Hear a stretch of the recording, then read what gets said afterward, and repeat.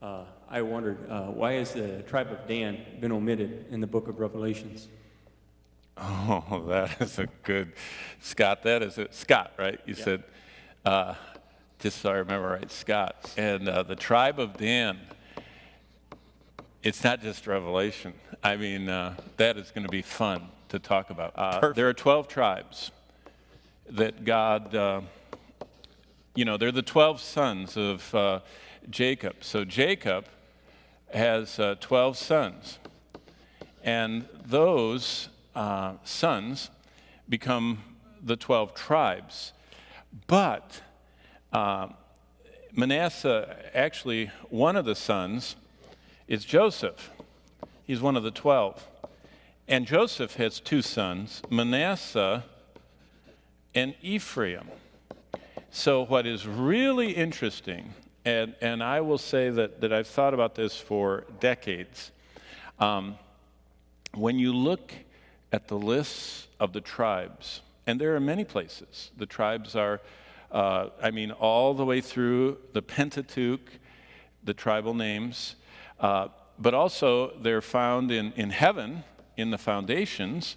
They're also found in the millennium descriptions of the minor prophets. And what you find is no two lists exactly agree. It's almost like an alphabet with 14 names, because we have the 12 sons plus Manasseh plus Ephraim, the two sons of Joseph. So there are actually 14 tribal names, because in the monarchy, there's a tribe of Ephraim. They get an allotment, and there's a tribe of Ephraim. So Manasseh and Ephraim get, and Joseph doesn't, Joseph's mentioned as one of the tribes, but he doesn't get a tribal allotment. His two sons get. So it's almost like he got a double portion of the tribal. But what I say is that the tribes, there actually are 14 names. It's like alphabet soup. And sometimes out of the pot of 14, God picks the original 12 sons of Jacob, which would not have Manasseh and Ephraim.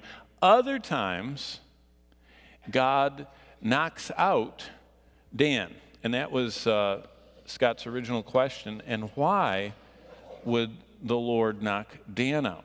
And let me just show you one reason. If you want to look in the book of Judges, Dan, so Genesis, Exodus, Leviticus, Numbers, Deuteronomy, Joshua, Judges. But what happens is in chapter 17 and 18 of Judges, we find that Dan,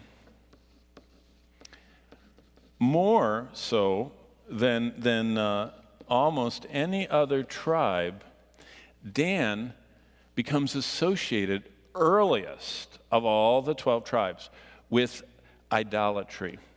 And it appears, and as you read the text, it's Micah and the Danites, and this guy from this tribe, from Ephraim, it says in verse 1, whose name was Micah, gets some money, makes an idol, and then the Danites want it, and they adopt Micah's idolatry. So one man in chapter 18 influences a whole tribe, and this whole tribe of Dan is thought of among all the tribes as apostate, idol worshiping. And originally their tribal allotment was down, closer to Jerusalem in the south, and they didn't like it down there. And they moved, the tribe of Dan moved all the way to the north, up north of the Sea of Galilee. And they moved up, if you read here, this tells about it, how they, in verse 27 of chapter 18, the things Micah had made, the priests who belonged to him, they went to Laish. And that's up north of the Sea of Galilee and to the west. It's kind of in the northwest of the land of Israel.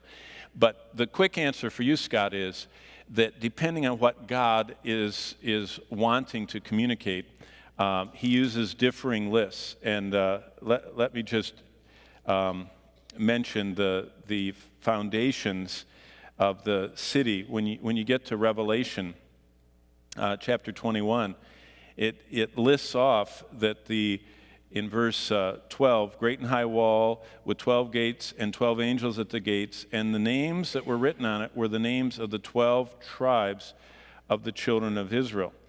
Now, it's interesting, which 12 are they going to be? And I would assume that when God reverts back to the tribal list, he follows the original descendants of Jacob. But when you talk about the 12 tribes as far as the inheritance of the land of Israel, Joseph is knocked out, Manasseh and Ephraim are there.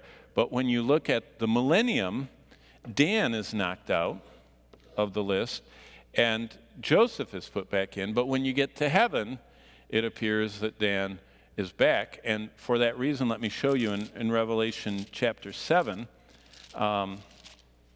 it says, here's the 12 tribes. And you notice that in the 12 tribe list of the 144,000, verse 5 says, here are the 12 tribes: Judah, Reuben, verse 6, or Gad, verse 6, Asher, Naphtali, Manasseh. Manasseh is not one of the 12. Manasseh is a grandson, not a son of Jacob. The sons of Jacob were the 12. Joseph is there, if you notice in verse 8, but who's missing in the 144,000?